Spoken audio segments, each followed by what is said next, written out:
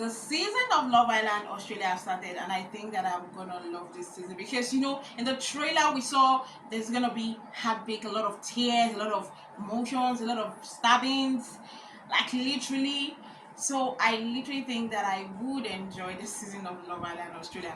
Welcome once again to our channel. If you're not subscribed, make sure you click on the subscribe button down below to subscribe, and also make sure you like and comment your thoughts and opinion about the episode on the comment section. Don't forget to give us a subscribe, guys. Click on that subscribe button down below to subscribe and turn on your post notifications to get notified when we upload a video. So let's go ahead and talk about today's episode. Today's episode is the episode 2 of the season 5, and we started off by Lucinda from Love Island UK walking in and being mesmerized. The guys were being mesmerized by her, especially Zach, because I think Zach watched Love Island UK and he knew her from there. He was like literally fangirling her. But amongst the guys, Lucinda liked Nate and Ollie the most, because that was what she told the girls, that the guy she fancies a lot is Nate and Ollie. And Nate is being fancied by every single girl in that villa, and I understand. I do understand. The guy is handsome. I'm gonna give him that. And his voice when he's speaking, I don't know, that voice, it's kind of thick. I don't just know, but that his voice, the way he talks, it could make any woman fall in love. And he's smooth. He is smooth. She said she liked Ollie and Nate, and she would like to get to know them better. I felt bad for the ladies that were coupled up with Nate and Ollie, because we know anytime a bombshell comes in, there's always probably somebody going home if they were coupled up with their partner. So the guys got to meet Lucinda, and everybody was like, okay, we'll get to know her, except Trent, who is coupled up with Tia, and he's like, I'm sold on Tia. Like, this first day, I like her. I'm not really a huge fan of I meet somebody on the first day. I'm saying yes, maybe because I'm not a huge fan of love at first sight, but that's what he's trying to prove here in this season. And Tia unfortunately had a conversation with Nate during the day, and she liked the day. She loved talking to him, and she's now open to getting to know Nate, which brings us to the fact that Zach and Savannah are officially friend zoning each other. Zach came up to Savannah and was like, I want to let's discuss about us, and they decided that they were on the friendship level. There was no emotions. But do I think that's the wrong decision? Yes, because this is just one day. How do you think? I know it's called Love Island. I know, I watch Love Island, but how would you fall in love with somebody on the first day? I'm telling you, on the first day of seeing someone, you might find the person attractive, and you are attracted to his personality, his character, his being, his physique. I would say that, but going as much as saying love that deep, I don't think that is possible. And I feel like them closing off and putting themselves on the front zone and the early stage, just the day 2, is literally making themselves vulnerable and open to be dumped from the villa, because anything can happen anytime. We've seen it several times on Love Island.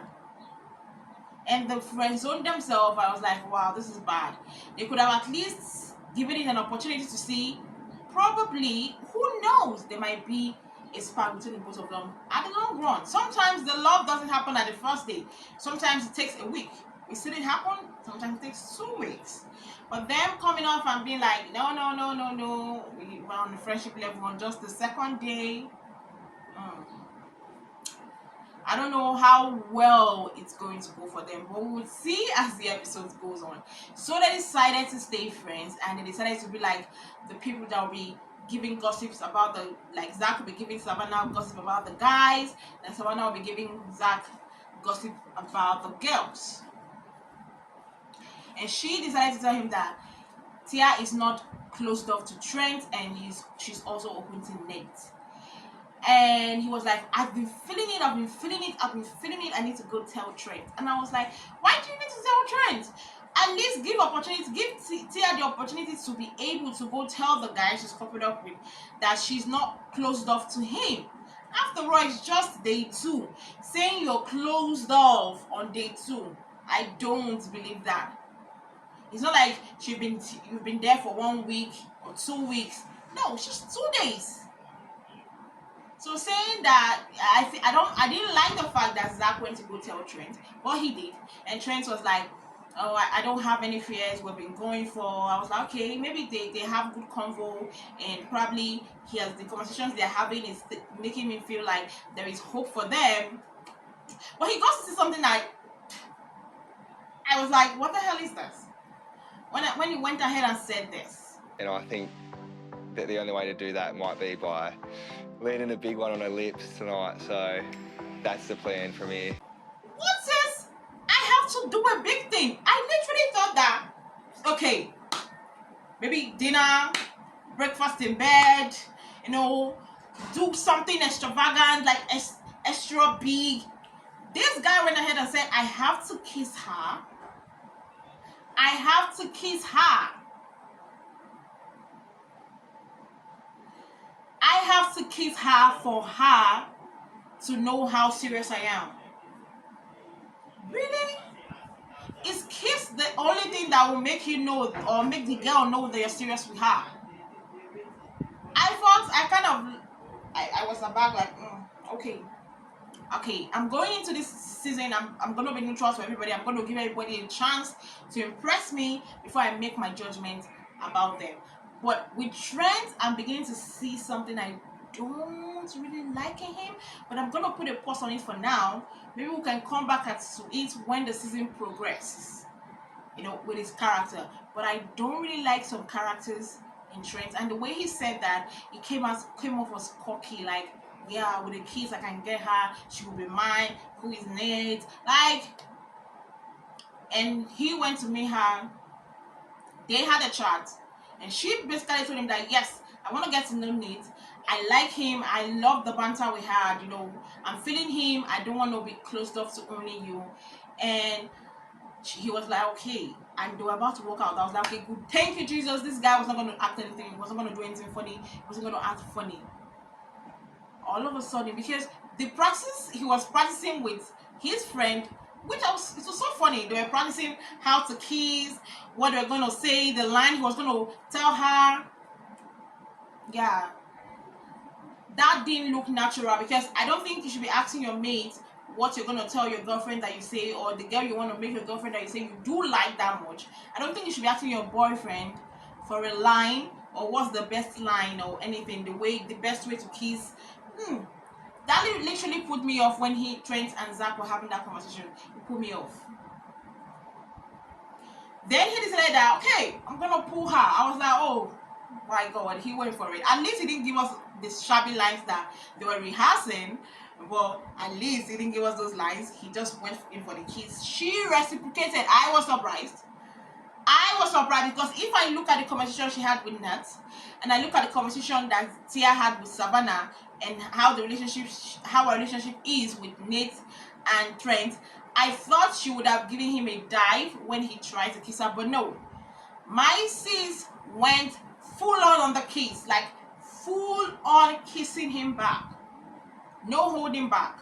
They went French kissing, lips touching, saliva exchange. And I was like, is Tia gonna be a confused person in this season? Is she gonna be that babe that will be confused all through the season on who she choose? I'm beginning to suspect that that's gonna be the kind of person she is. Then everybody saw. The one person I felt bad for was Nate, because he literally had to look at him peeping through the bushes, looking at my girl kiss another guy. After having a conversation with him, and you said, yes, you are open to get to know him. Of course, when you hear someone say, I'm open to get to know you, that means they are not going to be going that extra with their other partner so as to know. They should think objectively, okay, this is the person I want to be with, this is the person I want to be with, and not be, into the, okay, I kiss you and call you, that's why I'm with this person. He thought that was where they were, that she was going to be open to know the both of them. nicely without any person having the upper hand. But my guy was surprised when he hip, and he saw some kisses going on. He was surprised. You can look at his face. Look at his face. I felt bad for him here. Like, oh, I felt bad for him because I think that he literally did like Tia. I think he did like her because you could see that he had that attraction to Tia. But is that really is the love gonna go? Is the likeness gonna go like that because of just one kiss? I guess we'll find out as the episodes or the season goes further. The night comes to a close, and the next day everybody's awake, everybody's left with their partner, and we could see Trent and Tia literally cuddling, kissing, holding hands on bed. It is confusing if you do that and you say you're open. How can you be open when you're cuddling, kissing, holding tight, you're massaging his head while he's sleeping? It's given, yes, I want to stay with you, but you're saying you're open. That's really confusing. But the next day, the girl, everybody were staying on their own, and a message came in for Lucinda, and she had to go on 3 dates, speed dating with 3 guys, which she had to choose. She decided to choose Ollie, Nate, of course I expected that, then Zach, because they had a game previously. They played a little game stuff the previous night, and she found Zach funny. And Zach is a very funny guy. He's a very funny guy. Like, I think he can pass as a comedian. He's funny. There's no dull moments with Zach. He's a very funny person. So because of that, she decided to say, I wanted to get to know Zach too. The first person was Ollie. Ollie went on a date with her, and the conversation was cool, fine, and I had high hopes for them, probably her recoupling with Ollie. But when it got to Nate's time, the percentage was like 80%. For Ollie, I would say it was a 50-50 chance she was going to choose Ollie, but for Nate, it was a 80% over 100 that she was going to 80% that she was going to choose Nat because she was touching him. But there was one thing that she said that I was like, okay. When she said, when he asked her what's your typical type, and she said dark, tall, and handsome, I was like, Lucinda, tall, dark, and handsome. I can remember when she was in Love Island UK. I did watch the season. She was not any tall, dark, and handsome guy. She said her a kind of guy was blonde, blue eyes. So what happened to blonde and blue eyes kind of guy? Now she likes tall, dark, and handsome. It's giving confusion. It's giving I don't really know my type. It's giving I'm not serious actually. That's what it's giving. Because if she can say, hey, she has a different type in Love Island UK, then now she's in Love Island Australia, she's having a different type. I believe that types change, but not that huge. Like from fair, blue eyes, blonde to tall, dark, and handsome. Because all the that guys she dated on what am I saying? All the guys she dated in Love Island UK, they were not like that. Okay, yeah, she didn't want that guy in Love Island UK, but they didn't end up together because she liked somebody else. But I'm gonna give her grace. Probably because I see the way she interacts with Nate, and I see that she does like Nate, so I'm just gonna give her that grace. Then when it came to the one person I want to talk about, Zach, I want to say Zach is cocky. Cocky. When I mean someone is cocky, I mean cocky. The guy was just too proud. I understand you should have confidence in yourself. I understand that you know your worth. I understand you have your values. But men, there is a thin line between confidence and being cocky and having pride. That's the line he is at. Because he was like, I know I'm a catch, but tell me the reason why I should date you. You want a speed date, my darling, where she has to get why she should date you. But you asking that question. he acted so cocky, so proud, so full of himself, if I may say that. He acted so full of himself during that day that he thought that he was the person that was going to get her. Just because you're funny, just because you can crack a joke and make everybody laugh, doesn't mean that people would like you. You could be funny and be rude at the same time. And I think that is where he is. He's too overconfident in himself. I don't know who gave him that confidence. I don't know where that confidence is coming from. Throughout the episode, was dropping some kind of things that made me, this guy is just so confident in himself. He's too full of himself. And I understand why him and Trent are friends, because, yeah, they fit each other. They have almost the same personalities.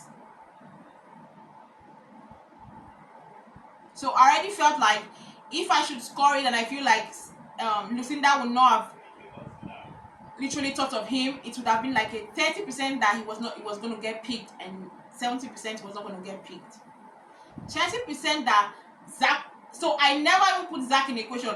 Before getting to the time she was speaking, I always thought about Ollie and Nate. Ollie and Nate. That were the two people I felt like she had a choice between. For me, after that date, I felt like Zach was off the equation because of the way he came, too cocky, too overconfident. And I, even me watching it, I didn't like that for Lucinda. Now, one other thing that also happened during the date, when it was not Nate's time with Lucinda, when they were having the date, I realized that Nate has haters.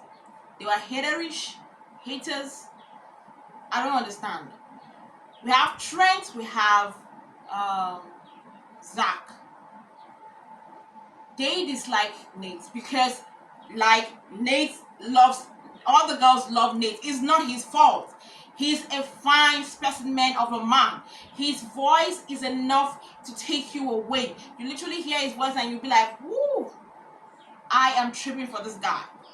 So they shouldn't blame him if all the girls want a piece of him. It's not his fault.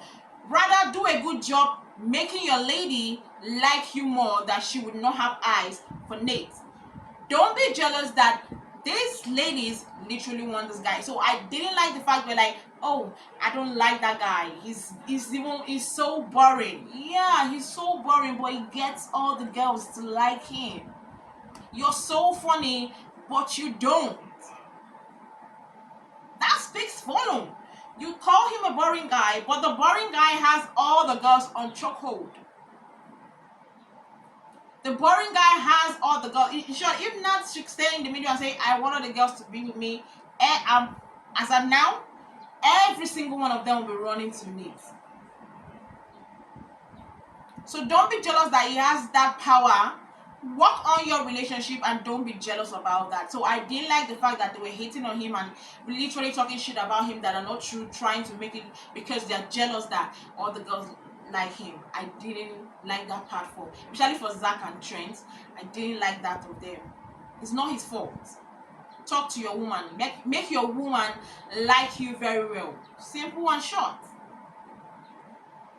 Then the ninth came, and Sophie Monk came in looking absolutely gorgeous and beautiful as usual, and the recoupling came. I was like, whew, fingers crossed, fingers crossed, fingers crossed. And who was Lucinda gonna couple up with? And it ended up being Nate. And I said it. I gave it a 80% chance that she was gonna couple up with Nate.